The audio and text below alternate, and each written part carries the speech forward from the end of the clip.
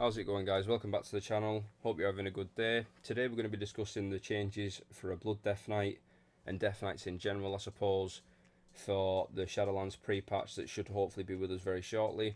There's a lot of changes that have actually come towards a Death Knight, so in fairness it's probably going to be a little bit longer than the monks that I did yesterday, but bear in mind a lot of this is also baseline for Death Knights in general. So it's not just for Blood, it's for some other Death Knights as well, but I'm mainly going to be covering the Blood aspects of the Death Knight. So without further ado, let's get into it. First off, we're receiving some changes to the rune forging system. We've got some new ones, like Rune of Hysteria, which affixes your rune weapon with the rune that increases maximum runic power by 20, and attacks have a chance to increase runic power generation by 20% for 8 seconds, which can be really, really strong, obviously. We've seen Razor Ice before, that needs no explanation. Sanguination is one that looks quite promising to me, which affixes your rune weapon with a rune that causes your death strikes to deal increased damage based on the target's missing health, and when you fall below 35% health you heal for 48% of your maximum health over 8 seconds, which can be a real lifesaver at times. So I'm really looking forward to seeing how this actually plays during Mythic Progress or Mythic Plus dungeons. I'm not sure if there's going to be a DPS loss there that's going to deter people from going towards this option, but I think it can be a strong option nonetheless, especially for progress raiding. Another great one that we might be getting, well, that we are getting, but we might use, is Rune of Spell Warding, which deflects 3% of all magic damage and has a chance to create a shield that absorbs magic equal to 10% of your maximum health. When enemy damages the shield, their cast speed is also reduced by 10%. This could be really useful in PvP, this could be really useful in a lot of magic damage boss fights, say in the raids or in Mythic Plus. It could even come in handy in Torghast, but again, the DPS loss might deter people away from that, but it depends what you're going for. Survivability for certain fights, or if you just want to get that damage out and you want to try and get the kill as fast as possible. Next we move on to Rune of the Apocalypse, which I think is a bit too RNG for it to be viable and for it to be consistent, but it basically makes it so that your ghouls' attacks have a chance to apply one of the following debuffs, which is either Death, which is a healing reduction to the target, War increases the damage taken from the Death Knight, Famine reduces the damage dealt to the Death Knight, and Pestilence, which slows the target and deals damage over time. This could be decent, but again, I do think it might be a bit too RNG for it to be a viable option depending on how it plays. So then we got Rune of the Fallen Crusader, which doesn't need an explanation. Stone Sea and Gargoyle doesn't need an explanation, but this one's quite interesting. Unending Thirst, sorry about that. Which basically makes it so you have 10% more haste and movement speed and heals you 5% of your maximum health when you kill something that yields experience or honor.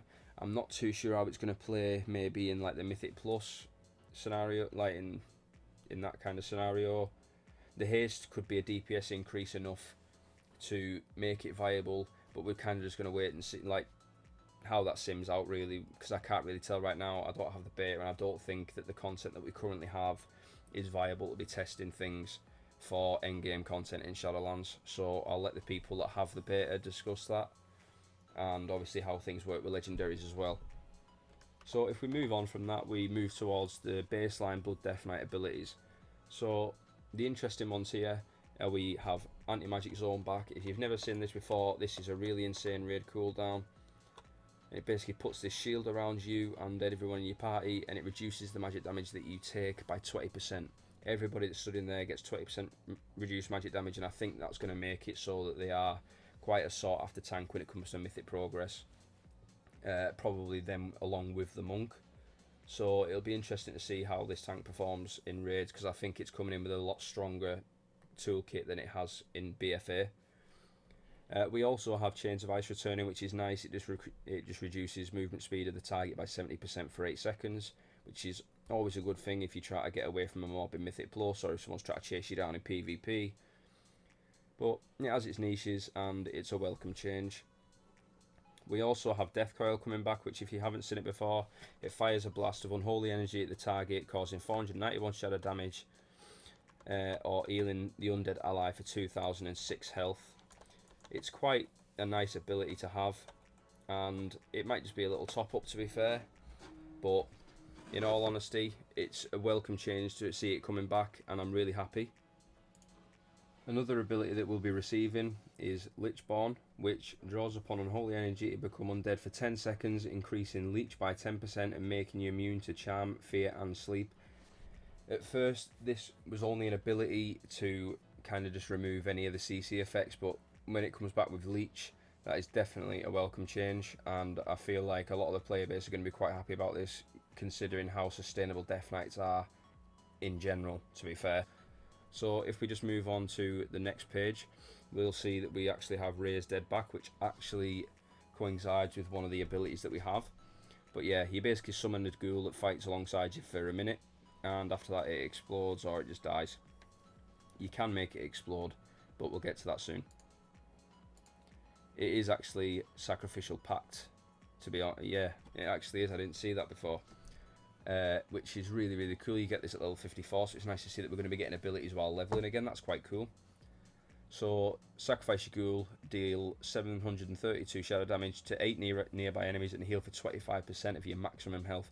So if you wanted to have your ghoul up and doing extra DPS, just a little bit more, like, and you wanted to explode it, say about the 58-second mark, that'd be a really good choice of how to use it, especially in raid encounters where adds aren't always promised. But in Mythic Pluses, I feel like you'd have to plan the usage for it a little bit more carefully to get the most out of the damage and the healing effects. Now, if we move on to the blood tree itself, there's a few returning abilities here which actually make me really, really happy as an OG Death Knight player, especially when it came to not Shadowlands, sorry, Wrath of the Lich King. So if we're going to take a look at it, we actually get Rune Tap. It just reduces the damage you take by 20% for 4 seconds. I think in Wrath, if I'm not mistaken, it was actually a heal, but damage mitigation in this game is probably a lot more important, considering the self-sustain for Death Knights in general is insane for the most part. So if we look at Rune Tap, reduce all damage taken for 20% for 4 seconds, and it has 2 charges, so essentially you've basically got your own version of a shield block as well as your self-healing, which is again just making Death Knights that much stronger. It was a talent in BFA, so it's nice to have it back baseline, because running it as a talent I don't think was that viable during the course of this expansion. We also have Death Pact, which is you create a Death Pact that heals you 50% of your maximum health, but absorbs incoming healing equal to 30% of your health for 15 seconds. Now, if I'm not mistaken, I think that's a talent, and in all honesty, I don't see that being viable, so for now, we're just going to leave that out. However, if we move on to the next page, we actually do see that we are actually going to be receiving more skills while leveling up, and it's nice to see ranks as well. So we are going to be getting Heart Strike rank 3, which is increasing the damage done by 20%. Vampiric Blood rank 2, which increases all healing and absorbs by 5% in the duration by 2 seconds, which is smart, and it's obviously going to be a welcome change, considering that Death Knights are highly dependent on the self-healing. And we actually get Blood Tap back as well, which consumes the essence around you, and you generate 1 rune. Recharge time reduced by 2 seconds whenever a Bone Shield charge is consumed. So using your actual mitigation and actually using it effectively is actually going to play off with this, which is really, really cool to see that the spec is actually gaining some form of synergy as well. It's just really, really nice. So with those changes now, we're probably going to end up taking a look at the talents.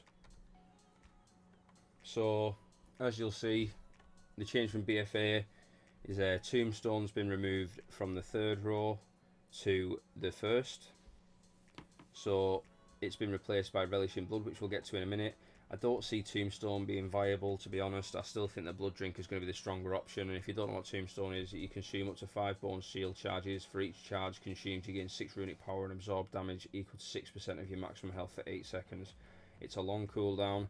This is a much shorter cooldown, and it's probably a much more beneficial healing cooldown, considering that Death Knights are profound, they're pretty much prolific for the self-heals. It almost makes it pointless having a healer in most cases. 2nd row stays the same pretty much. No changes there, apart from Rapid Decomposition's buff. So Rapid Decomposition, your Blood Plague and Death and Decay deal damage 15% more often, and additionally your Blood Plague leaches 50% more health. So from BFA, that is most definitely a buff. Moving on to the next row, we have the new talent, which is Relish in Blood. which is while Crimson Scourge is activated, your next Death and Decay heals you for 182 health per bone charge, like bone shield charge, and you immediately gain 10 runic power. So again, don't see it being that much, like, I don't see it being viable really. Maybe if Oshiri was baseline and just like a passive ability, maybe, you know, but I don't see anything replacing that right now. So another one, Mark for Blood returns, which is really smart. If you don't know what it is, Mark for Blood, place a mark of blood on the enemy for 15 seconds, and the enemy's damage and auto attacks will heal their victim for 3% of the victim's maximum health. This could have its niche uses, but I do think that Will and Necropolis is going to creep in and still be the meta, sorry, because damage taken below 30% health reduced by 30%. It's a massive lifesaver. Like, a lot of people and a lot of tanks, like specifically, worry about reaching the low stages of their health, whereas Death Knights can sustain themselves a lot better below 30% health, which is really cool. And obviously they can get themselves way back up there before you know it anyway. So I still think Will and Necropolis is going to stay as the strongest talent there. And then after that, all you've got really is you've got Death Pact that's been put in there, but I don't see it staying, to be honest. I see it staying, but I don't see it being as viable. I think Bloodworms is still going to be a better option. So again, Death Pact, create a Death Pact that heals you 50% of your maximum health, but absorbs incoming healing equal to 30% of your max health for 15 seconds. That could just be too risky in a lot of scenarios, so I still think that Bloodworms are going to stay as the main talent choice when it comes to the 45 row. And yeah, Red Thirst has had a buff, which is, you know, it's decent, but I still think that Bone Storm's going to be the meta.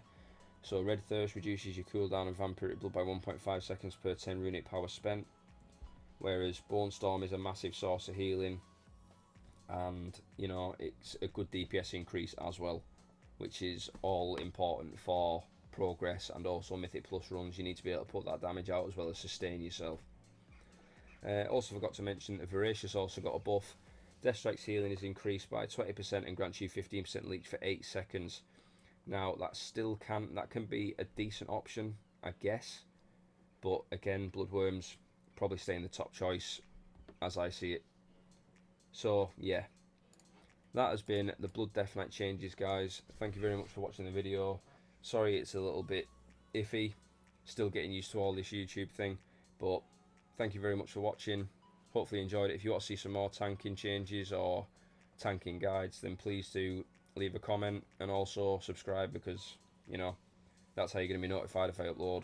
So yeah, there will be more videos coming up shortly. Keep an eye out. See you next time. Bye now.